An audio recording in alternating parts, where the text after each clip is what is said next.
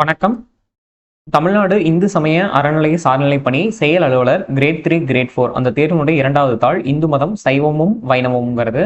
அதுல இந்து மதம் கூறக்கூடிய உலக தோற்றத்தை பத்தி நம்ம இப்போ பார்க்கலாம். இந்த உலகத்தினுடைய தன்மையே தோன்றி அழியும்.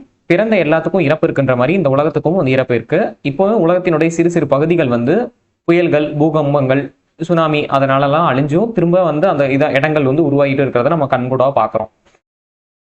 சங்காரம் சங்காரம்னா சம்ஹாரம் அப்படின்றது. இப்ப எப்படி தீவினைகள் எல்லாம் வந்து அழிக்கிறதுக்கு சம்ஹாரம் அப்படின்னு சொல்றாங்களோ, சங்காரம் அப்படின்னு என்னன்னா எல்லா உலகத்திலையும் ஒரே காலத்துல வந்து இறைவன் வந்து அழிச்சிடுவார்.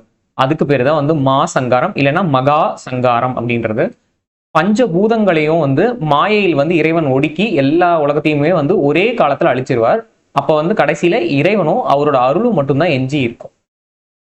சங்காரம் செய்த பிறகும் இறைவன் வந்து ஓய்வே எடுக்கிறது இல்லை. ஏன்னா இறைவனுக்கு ஓய்வே கிடையாது இல்லையா.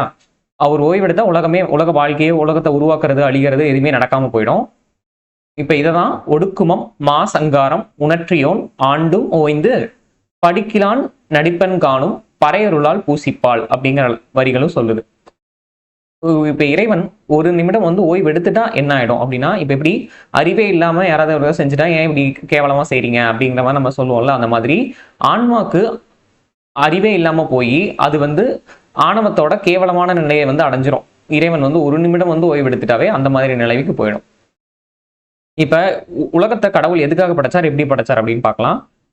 உயிர்களோட அழுக்க போக்குறதுக்காக பராசக்தி வந்து இறையருளை வேண்டி வந்து தவம் செய்யறாங்க. அந்த தவத்துக்காக இறங்கிதான் உயிர்களின் அழுக்க வந்து போக்குறதுக்காக இறைவன் வந்து இந்த உலகத்தை படைச்சு இதுல உயிர்களை படைச்சு இந்த உலக அழுக்க மூலியமா உயிரழுக்கையும் வந்து சுத்தம் செய்யறதுக்காக தான் வந்து இந்த உலகத்தையே வந்து இறைவன் படைத்திருக்கிறார்.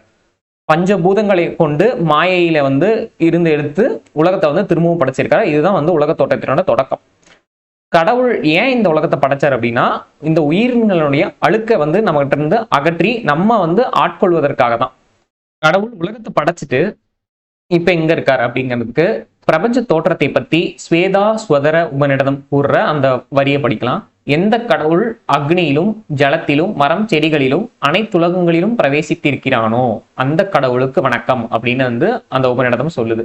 கடவுள் எல்லாத்தையும் படைச்சிட்டு அந்த உலகங்களிலேயே பிரவேசித்திருக்கிறார் அப்படின்றது இது மூலியமா தெரிஞ்சுக்கலாம். இப்ப உலகம் தொடக்கத்துல இருந்து இப்ப எப்படி இருந்தது அப்படிங்கிறத இந்து மத மெய்ஞானம் சொல்றத பார்க்கலாம். உலகம் தொடக்கத்துல அக்னி ஸ்வரூபமா இருந்தது, அக்னி ஜுவாலமா இருந்தது. அப்ப அக்னி ஜுவாலத்திலேயே இருக்கக்கூடிய ஜீவ ஜந்துக்களும் இருந்தது. அதுக்கப்புறம் தான் நீர் உருவாகி ஜலமயமா மாறிடுது. உலகமே மொத்தமே வந்து கடலா உருவமாயிடுச்சு. அப்ப அந்த ஜலத்துல வசிக்க ஜல ஜந்துக்கள் இருந்தாங்க. அதுக்கப்புறம் நிலம் கொஞ்சம் கொஞ்சமா மேல வந்து அந்த நிலத்தில் வளரக்கூடிய தாவரங்கள் உருவாச்சு. அந்த தாவரங்களுக்காக மழையையும் வந்து இறைவன் படைச்சார். அதுக்கப்புறம் தான் விலங்குகள், பறவைகள், மானிடங்களை வந்து கடவுள் வந்து படைச்சிருக்காரு அப்படின்வாங்க. சரி, இப்ப இந்த ஒரு உலகம் மட்டும்தானா, அதை தாண்டி வேற உலகங்கள் இல்லையா, சூரிய சந்திரர்கள் இல்லையா அப்படின்னா இதே மாதிரி ஆயிரக்கணக்கான அண்டங்களே இருக்கு. இப்ப நம்ம பாக்குறத வந்து அப்பவே பல அண்டங்களை வந்து பார்த்ததா மாணிக்க வாசகரும் வந்து குறிப்பிட்டிருக்கார். அண்டப்பகுதியின் உண்டை பிறக்கும் அளப்பெருந்தன்மை வளப்பெருங்காட்சி ஒன்றனுக்கு ஒன்று நின்றலில் பகரின் 100 கோடியின் மேற்பட விரிந்தன. அந்த அவ்வளோ அண்டங்கள் இருக்க வளப்பெருங்காட்சியை 100 கோடிக்கு மேல இருக்க அவ்வளோ அண்டங்களை வந்து நான் பார்த்தேன் அப்படின்னு சொல்லி மாணிக்க வாசகரும் வந்து இது பண்ணியிருக்கார். இவ்வாறு இறைவன் வந்து நில உலகத்தை வந்து படைச்சு காத்து கறந்தும் விளையாடி அருள் புரிகிறார். சரி, இப்ப நம்ம இந்து மத தோற்றத்துடைய உலக தோற்றத்தை வந்து பார்த்துட்டோம். இதுல வந்து உலகத்துடைய தோன்றி அழியும் தன்மை மகாசங்காரம் பத்தியான கேள்விகள்லாம் வந்திருக்கு. நம்ம திரும்ப இன்னொரு தடவை இதை பார்க்கும்போது கருத்தையும் நம்ம வந்து முழுசா வந்து உள்வாங்கிக்க முடியும். நன்றி, வணக்கம்.